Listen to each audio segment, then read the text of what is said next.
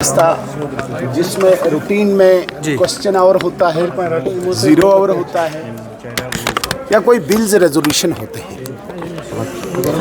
बड़े लंबे अरसे के बाद चुनाव हुए थे और लोगों के मसले मसाइल, लोगों के इश्यूज, लोगों की प्रॉब्लम्स, लोगों की समस्याएं उन्होंने अपने जनप्रतिनिधियों के, इलेक्टेड रिप्रेजेंटेटिव्स के कंधे पे जिम्मेवारी दी कि आप निभाओ। और इलेक्टेड रिप्रेजेंटेटिव्स के लिए जो असेंबली होती है ये सबसे बड़ा मंदिर है, जहाँ पे लोगों के इश्यूज़ को सरकार की नोटिस में लाया जाता है और उस मसले का हल सरकार करती है। लेकिन बड़ी बदकिस्मती है, मुझे लगता है कि बहुत डिसअपॉइंटिंग रहा। एक तो बहुत छोटा सेशन रहा और सारे एमएलएज को टाइम नहीं मिला अपने इलाके का, अपने क्षेत्र के मसले मसाइल उठाने के। और उसके बाद जो सरकार का रवैया होना चाहिए था, जब सरकार जवाब लेके आती है, रिप्लाई लेके आती है, हम भी सरकार में रहे हैं, मैं भी मिनिस्टर हूँ, जब रिप्लाई लेके आती है कोई आर्गूमेंट होता है, कोई टेक्निकल बात होती है, कोई फिगर्स होता है, कोई लॉजिक होता है।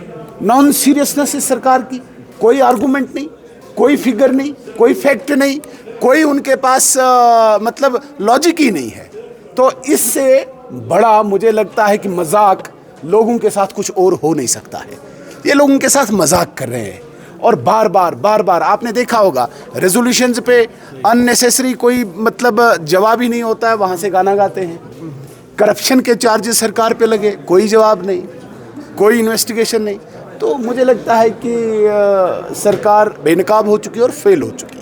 और कुछ इंपॉर्टेंट बिल्स थी जो बिल्कुल उठी, कोई बिल ही नहीं लाए। इंपॉर्टेंट जो पब्लिक इंपॉर्टेंस के इश्यूज थे, जो रेजोल्यूशंस और बिल्स में थे, उन्हें लाए नहीं। जानबूझ के कुछ बिल्स को इतना लंबा खींचा, इतनी स्पीचेस करवा दी ताकि बाकी बिल्स ना आए, ताकि बाकी रेजोल्यूशंस ना आए। क्यों? सरकार भागना चाहती है, सरकार बेनकाब हो रही थी, उनका फेलियर लोगों के सामने आ रहा था, इसलिए वो भागना चाहते हैं। और अभी बड़गाम और नगरोटा पे भी इलेक्शंस हैं, बस कुछ ही दिन बचे अब सेशन के बाद। डेफिनेटली 9 नवंबर को तो लास्ट कैंपेन का दिन है और दोनों इन हलकों में भारतीय जनता पार्टी चुनाव लड़ रही है पूरे दमखम के साथ, पूरी ताकत, पूरे जोश के साथ। भारतीय जनता पार्टी दोनों असेंबली हलकों में चुनाव लड़ रही है। हम पूरी कोशिश करेंगे कि दोनों सीटें हम जीतें। और बस आखिरी सवाल कि इंडिपेंडेंट कैंडिडेट से कुछ सुनने में आ रहा है कि आप लोगों की तरफ आ जाएंगे इवेंचुअली।